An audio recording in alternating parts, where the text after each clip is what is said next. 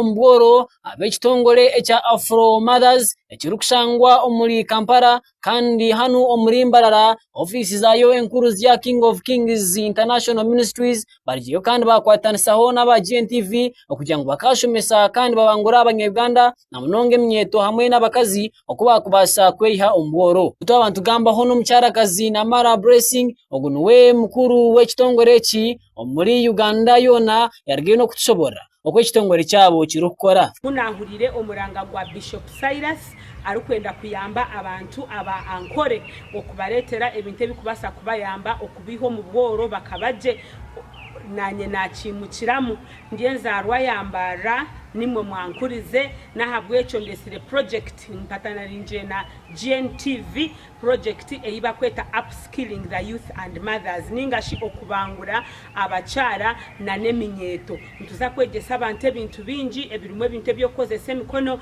ebirimwe ebintu ebyobukuge ebyokutaka mu industries ebyakubasa kuyamba omukazi ningo mwana ningo muchara wena okubyo kubasa korro muko wawe byo kubasa korra ha murumo ninga wabo initaka ninga shomwanya hango konke byo kubasa kuba self employed ningo kushanga ngo niwe boss uwo mu burimo gwawe skills ezi ninga ebintu ebityo tuza kubashomesa nibiza kubayamba nibiza kubaho bukugu nko kumukubasa kora sente nko kumukubasa kuzisavinga nko kumbasa kuincreasinga profit kandi obwo miliyoni mutunda ninga nimuguze ebintu ebimwekorire imwe nk'abantu nibazaguma nibagambira buri zoba nko kuturakikora na Mara Blessing tiyakomaho yarigeno kutushobora bwaki batandikireho n'abacyarakazi hamwe n'emyeto wakuba emyeto yo mu Uganda obwa hati bari kusinga yo mbaro kandi tibine na mirumo ekizibe kiriho mu Uganda no kimanya ngwe minyeto every year it producing eminyeto mingi wa consideringa ratio eyeminyeto na nemirumo eruho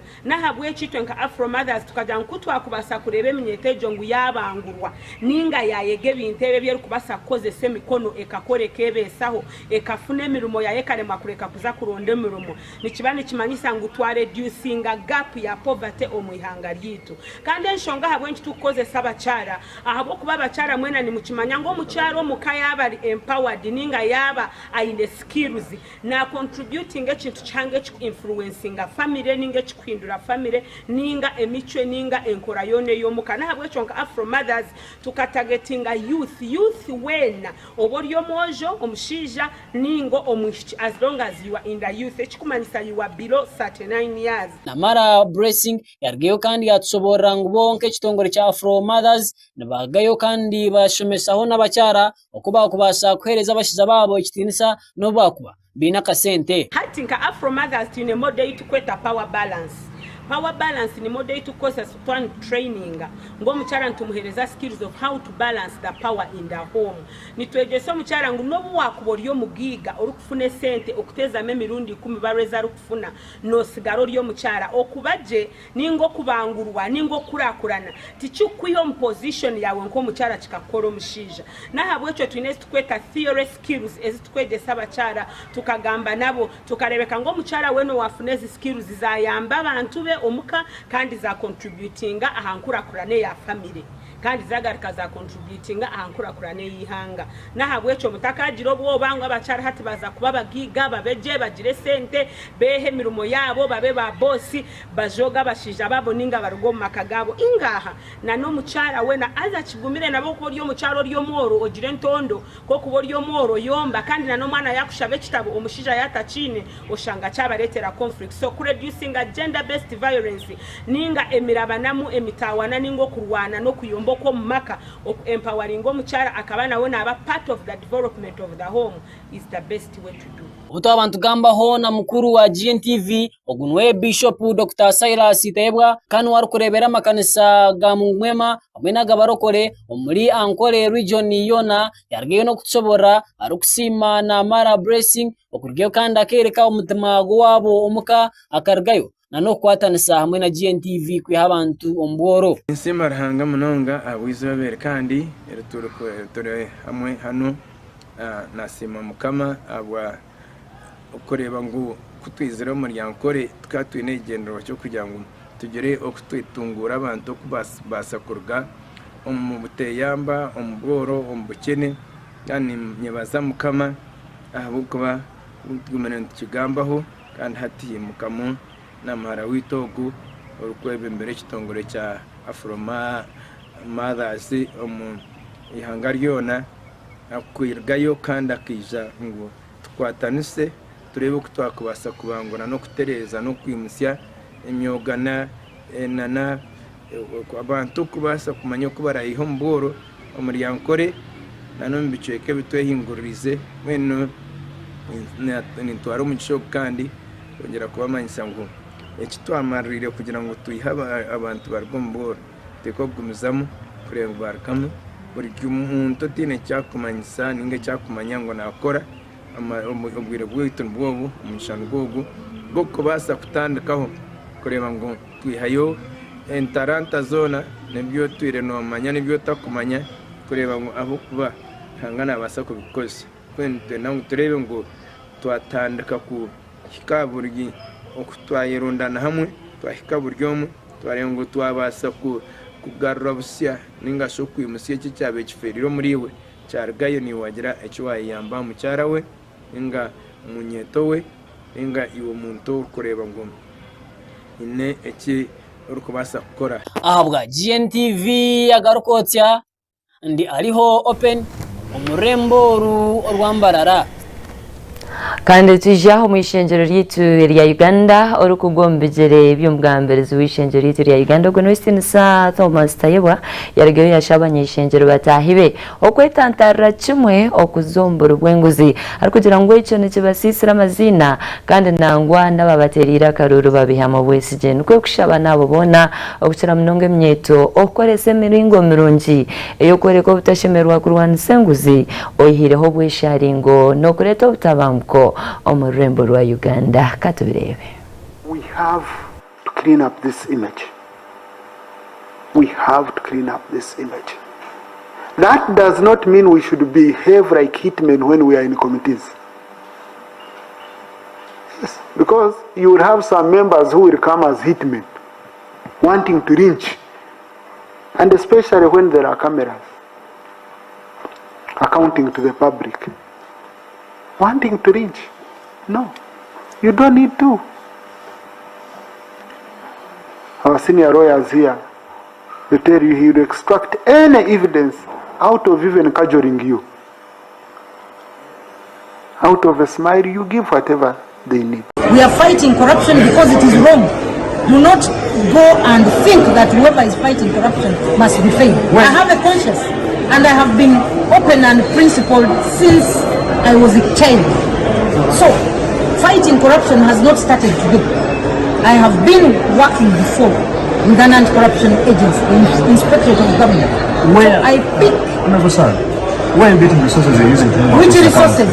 Can I show you how we've been fundraising for members? Members have been contributing 100, 200, 300 to fuel. Yes, because Parliament did not, so we agreed to fund our colleagues who were traveling. And we were actually collecting this money from the 160 members. Why in this move? Yes. Is this a patriotic move or it's a defamation move? It is patriotic. There is nothing like defamation. Why would we defame a pastor? Actually, those who are saying that we have received money are actually the defamers. So why did you start with this small money? Despite the fact that there has been a lot that has been disclosed out, because long time we've been here, we've seen a lot happening. I have not big seen corruption in different agencies. Why do you think that it was worth to start with the commission? You see, we have committees that deal with agencies, not we as individuals. It's actually against our rules. We have parliamentary committees, the accountability committees like the Public Accounts Committee. We have the committee like we have the COSASE, which deal with accountability issues in agencies. But on matters of commissioners, it is our responsibility as members of Parliament to deal with them directly. That is why, yes, I am. You don't have anything. Bring. You've seen me trying to entice members, to lure them to come and sign. So that is forceful, but definitely we are fighting against a corrupt government. And you know what's happening. Even General Museveni is the one helping corruption to take place here, Parliament. You know why? He's going to deploy the whole army. If the young people are going to demonstrate, they have no guns, they have nothing. Why do you spend money on fueling artilleries as if they are at war in the whole city of Kampala and Uganda at large? You came out against Sonario Mpuga and others. We've not seen you coming out to condemn what is said on Honorable Senyo. Yet, even him, it's even for Mpuga started from the internet. Have I talked about Mpuga? Why do you want to include Mpuga's name in my issues? I'm talking about 4 commissioners. If he's among them, he's among them. And I will talk about Senyo. I've asked for this evidence, and I am saying I am a cabinet minister, shadow of education. I have sat in the cabinet. There is nothing.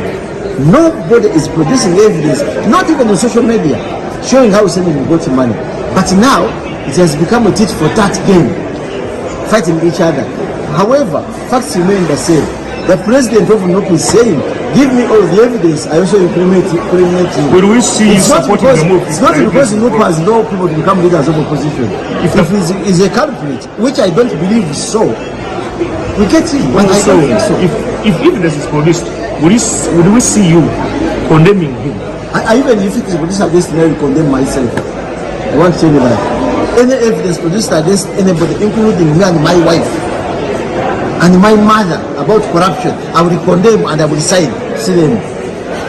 Lastly, onto this matter, it's not because NUP has no people to become leaders of opposition. If he's a culprit, which I don't believe is so, we get him. But I don't think so. If evidence is produced, would we see you condemning him? Even if it is produced against me, I will condemn myself. I want to tell you that. Any evidence produced against anybody, including me and my wife, and my mother about corruption, I will condemn and I will sign. See them. Lastly, onto this matter, because you were looking for 5 seats that has become, why is it hard now? Of course, we are fighting a regime which is fully corrupt, and it is using money to stop those who are supposed to sign. Second, the members of parliament forget their roles. But we are having a few years. You don't read. That's what one member said. One member said, you people, you don't read. That's why you pass the money, and then you decided to come here and do your politics. That's what hurts me so much. Saying that I don't know how to read. Well knowing that any funds given by government must be read by parliament. If there's any special money, it must be reflected directly in parliament. So that's why I'm saying, you say that I don't read. You say that you read. Let us go and argue this matter out, and you win us. But people who are saying you don't know how to read are the ones who had from saying. Thank you very much. So, don't worry, we shall get there. We shall get there and we shall win the battle. Otherwise, we cannot be banning, roasting civil servants from different entities of government, but we who are doing so are corrupt and we think we can have a safe landing of safety. That is it. It has been Agarikwotsya. Infinity of that point I can't have. And I've been Shwehe Ronald. Thank you very much for watching. And this has been 5 minutes of Agarikwotsya with us here at CG.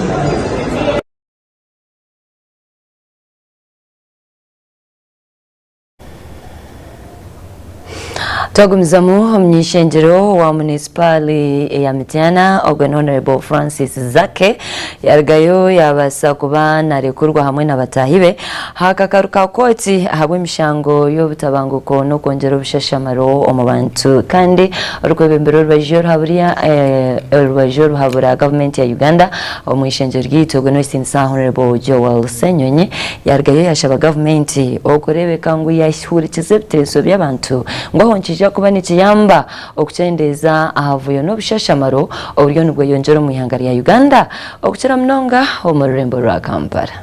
Izoba y'urwa kabiri polisi y'ihangari ya Uganda ekarge kandi yajabura kandi yakwata umwami Honorable Francis Zake ugunorwe mu nyishengero wa municipali ya Mityana kugira ngo akaba nagezaho kutekaho obutabanguko mwene bwesharingo kandi cy'abantu bariyomba hakanisa bari kugira ngo akana za offices na n'ekitebe kikuru ekya National Unity Platform abo kugira ngo ainewe na office konkebyo abapolisi tibarenzire kubura bakakwata bampakira omotoka ye bamutwara ekitebe kikuru kya polisi kugira ngo aze kukura emishango eyakozire. The accused is to grant the cash bail of 200,000. The sureties each is to execute a bond with dishonorable court of 10 million cash. Matter is adjourned to 26 of August Convention.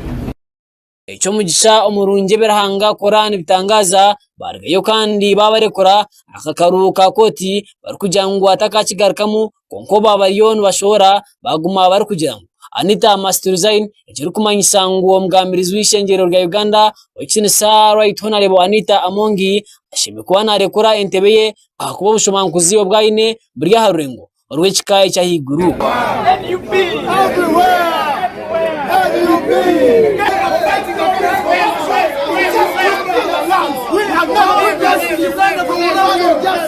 Uganda for justice. Anita must resign. Wanji mama. Anita must resign.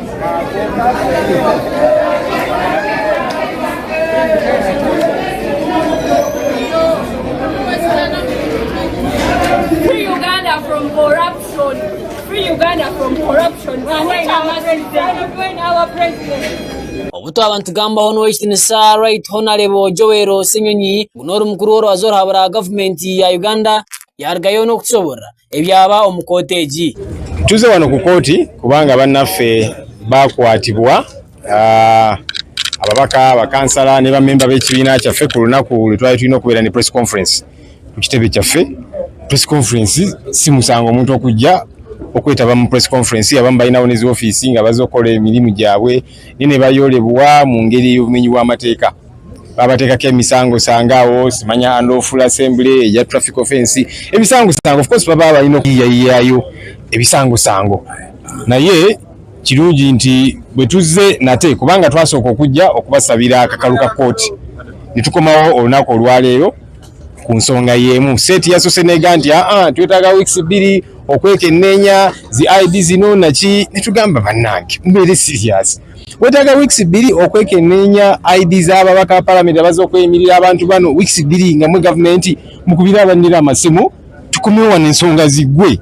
Joel Senyonyi yarigeno kusobora emishango ebabatira ari Honorable Francis Zake hamwe n'abandi batahibe babataddeko emisango sango common nuisance unlawful assembly emisango gino negimu kooti yagigoba ne mateeka gaffe kati ngeja being idle and disorderly koko musango tegukyali mu mateeka gaffe kubanga constitutional court yagugoba nate kooti zezimu zikyajiza abantu bano musimanya being idle and disorderly abantu bano bolesa butali bumativu olw'enguzi genda maaso mu parliament n'ebitongole bya government ebirala mu mirembe era kasuubire nti nabo banaateebwa kakalu ka kooti kubanga abantu bano gavumenti bw'ena erowooza nti buli anaavaayo okwolesa obutali bumativu okwekalakasa mirembe bajja muyoola kakitegeeza mujja kuyoola buli omu kubanga baayoola abamu naye n'olunaku olwaleero abalala bavuddeyo nga beekalakasa mu mirembe nabo babayodde n'enkya na luli wajja kuvaayo abalala abantu bano gavumenti kyena okukola kubawuliriza ki kye bagamba. Right Honorable Joel Senyonyi yarigeno okusaba gavumenti y'eihanga lya Uganda kugira ngu bashemeye ku bantu bahurikiza egyemyeto lyakweshalinga heru y'ishenjero hamwe no kwetora Uganda yona inteba kwenda kuganiraho aha parliament y'ihanga lya Uganda tubakubikiriza mwe no butabanguko nibwiza kuguma okubwemereza. Our clarion call is even for these other Ugandans, especially young people that have been arrested this week because they have been peacefully demonstrating against corruption in parliament, corruption in many government entities, and they were brutally arrested. Let's release these people on bail too. What government needs to do is to listen to them. Thinking that you'll be high-handed, brutalize them as you arrest them and so on, it will not work. Because as you arrest others, the other day they arrested several of them, even today others came out and they've arrested them. Tomorrow others will come out. Listen to their concerns, address their concerns of this corruption that is skyrocketing every other day. Don't be like President William Ruto of Kenya, who woke up when it was too late, because the people of Kenya were saying this finance bill is bad, reject it, withdraw it. He refused. When the pressure intensified, he withdrew the bill, he dissolved cabinet. But now the young people of Kenya, they are saying, you see, you didn't even listen to us at the start. That means you're not a good leader. We want you to also go. And so the protests are continuing even after he withdrew that bill. Is that the kind of lesson you want to have? Listen to the young people. They are saying we need to deal with corruption. And good enough. This matter has been depoliticized. Abantu gamba hono mchara omishenjero awa district ya Kampala ogono ekitinisa Shamimu Malende kandi nawe no mnyamateka yarigeno kusobora ebyaba hakoti ya Nyakazoba. Ekyo mukisanti abantu baffe bonna nga bwe tubadde tubawolereza koti ekkiriza ku bantu beeyimirirwa. Kituufu nti emisango bagyeganya naye koti ekizudde nti abayima bonna babadde tebalina kibalobera kuba nti beeyimirira abantu bano, era koti netutegeeza nti ku musango gwa Honorable Zaake agenda kusasula emitwalo 2 egy'obuliwo era nga bashurities bagenda kusasula million 10 ezitali za buliwo. Ate ku bali abalala abantu 9 kuli ba Honorable Kirumira n'abalala bagenda kwera nga basasula emitwalo 10 egya cash n'emitwalo 5 ku bashurities ezitali za cash. So tugenda kukomawo mu koti nga 26 August 2024. Afe ekitusanyusizza kyekyokuba nti tukyalinayo abalamuzi abalina ensa abakyasobola okusala emisango gino weewaawo mu kutiisibwa okungi naye nga bagoberera amateeka.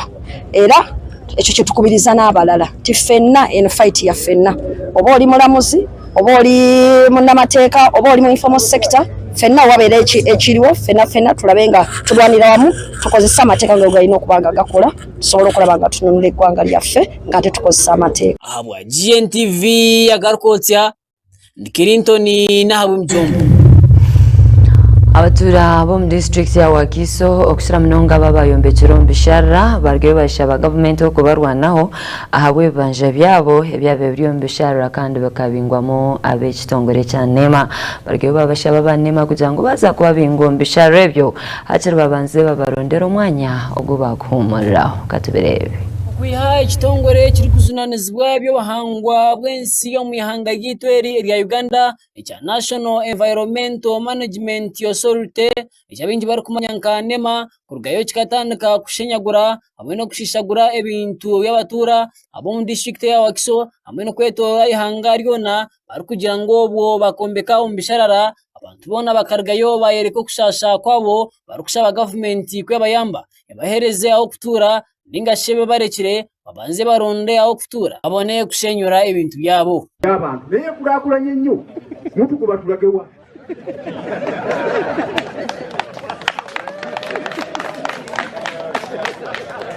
ensoga abanange enkulu era ekali amasiga wawunaatira okuva mu nsi simanyi obajja obaddi naye abaana baffe betuzadde nga bazaliddwako tebamanyi wolala tebuli babizinga mutugamba tulagewa mwe bujja buzi tuleba pikipiki ekirala ettaka lyakuno lyerembeseeko abantu bangi tambula bumu tugendawo omuntu onyone ku mazzi lwansonga tukuwatagana so omuntu obazze okutagana temumanyi aze kuttaka eryaffe oba eryanyi mutegeeze ekikwatako ne polisi naye tuyambe kuba polisi naye eryawoya ku nsonga y'omukulu asumbuwa eryawoya kuba wajja ku ttaka lyaffe eryaffe eri okutegeeza tukoleki naye ng'ate omuntu talina kyapa tuna ebyapa ebiri verified twawa akakiiko temwalonda mmwe ba LCs tubayo emyezi gyali myezi 6.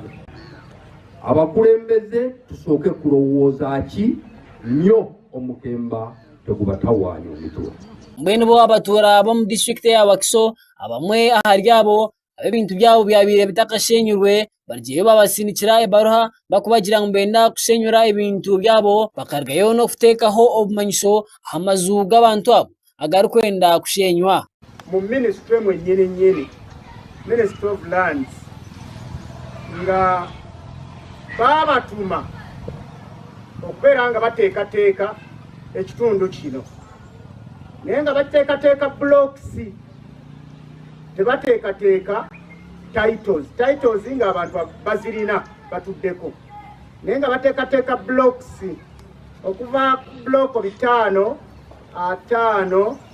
mu 4 okutuuka ku block 5 ezo zonna nga bagamba nti no blocks zino zeebeleka ku zinne waazo bazizimba nga zeeberese ku zinne waazo ekyo nno ekintu bannange kiri tekiniko okugyako abasaveeyo abali wano basobola okumanya olulimi lw'okwebereka nga naawe bonoba n'ekyapa naye nga kiriko ekyapa ekirala ekikyebereseeko ekikituddeko kati kiba kitegeeza nti nno muyinza okubeeramu abantu nga babiri awantu wamu kati blocks zino ne basalawo baziseparating bazita overlapping blocks ne basalawo baziberuukulule naye twafuna hard time nabo era twalina bannamawulire okuvira ddala mu gundi corporation ez'enjawulo nga batuyambako okubeera nga babroadcastinga ebyaliwo nga bagamba nti yo ministry yali ebatumye turabo omwenu okubahulira ekintu ekyo kyabateera aha mutwe baragaine okutakira gavumenti hamwe na pulezidenti w'ihanga lya Uganda Oweekitiibwa Yoweri Kaguta Museveni bari kugira ngu babayambe babaherezemu akagisha kakye babasasibwe bembaronda okwejeka embazo zaabo taaga okusalawo tuyite wano minisita atwala ebyettaka mu Uganda Honorable Nabakooba tumwetaaga ajje wano ne technical officer we akulira ebyamataka byonna mu Uganda gye tuyita permanent secretary kubanga ebyettaka tubitegeera bulungi sitegeera ku lwaki busi yokka yerina obuvuyo buno inti blocks zaali combined ekyo kyavaawa kubanga bw'osoma mu ripooti zaabwe zonna tebakubuulira problem eno yatandiika etya okugitegeeza mu butongole ku ki ekigenda maaso mu ggombolola yawa batuzisinganira batubuulire lwaki bakola ebyo eri bannabusi watabadde wadde akayana ne munne twabuuza abo balandi road ani akayagana ku mmwe n'omulala nga teri n'otya nga buli omu amanze ndi mirembe ne neyiba wange anze naye ettaka lyange terinyingiranko buli agundi kati twebuuza minisitule gye yajja omukwano n'okwagala okwo okujja okuyamba abantu abatali mu ntalo wadde nkayana naye ekyo nga nkivuddeko n'ekirala ekyantawanya mu mutwe overlapping blocks nze bwe mbeera ku kibanja kyange nkirabako ensalo naawe owettaka olaba ensalo n'obwannanyini ani nanyini blocks yeetaaga busuulu yeetaaga ki bagenda kituuma linnya ki kyeyeetaaga alyoka atandika okukola ki okujja nti ate nogibembulula kwene tutandika omuwa busuulu obulala bwetukuguno bwe tuwa balandiroodi kyetaagawo ekintu okulambula mu ngeri yetegerekeka bwe kitaba ekyo waliwo obubbi obukweke protisi ezimu olwegye zibaddeko kavyaki naye tekibaziyiza kukola bye bakoze ne basalawo olukiiko tya omuntu oyo tata ku kizinga naye adda alina LC mumwayitira nemulambuza wonnawonna LC endala yamani kino ekyo kimanyiko LC ali ogwo yatambuza abantu LC endala LC y'omu ate era yakuba n'endagano okumataka g'abantu galambuzaako yemwe banafu nemubeeraawo bwajja nemukankana nemukola mutya mukyabonaabona nnyo nga tetutegeera enkwata gyetugenda kukwata mu biki bintu simanyi oba aba LC5 ku district bino ebigenda maaso nabo babimanyiko oba officials abava mu ministry bayita wali ne balyoka bajja wano ekyo sikimanyi oba tebakola bwe batyo I can see waliwo irregularity namba emu kitegeeza nti oba waliwo omuzanyo abantu bagezaako okuzanya twogera ku separation of blocks. What was the root cause? What is the background?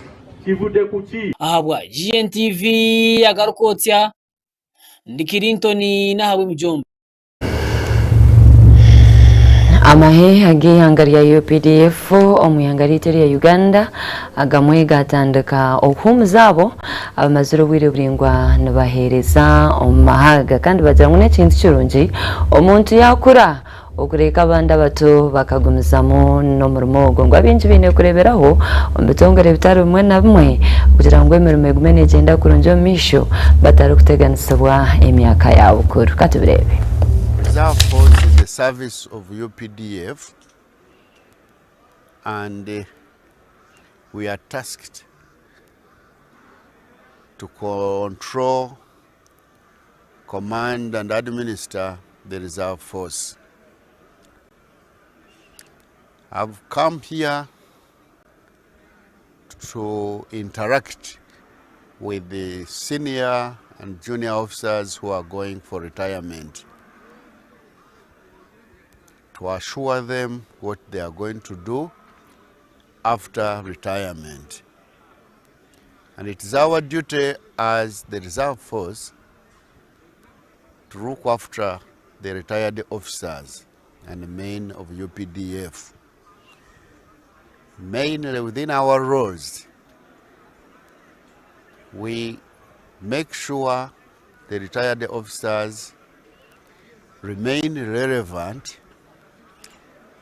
by conducting refresher courses to these officers annually and organize them into circles, productive circles, so that they improve on their welfare. Like those who are engaged in production, benefiting from the program of food and feeds program, which the Ministry of Defense and Veteran Affairs is controlling with other stakeholders. Our veterans also participate in peacekeeping missions in Somalia. We normally mobilize battle groups and send them to augment UPDF forces. Today we are here to document batch 14 of the 14 batches that are now so far that have been retiring since 2015. But before 2015, people had been retiring beginning 1991, 92, and then 2007 to 2008. And that category that retired at the time was retiring on reduction in force, because we needed to reduce the numbers of soldiers to be able to work on the professional army by equipping and training the smaller army that was required at the time. So the retirement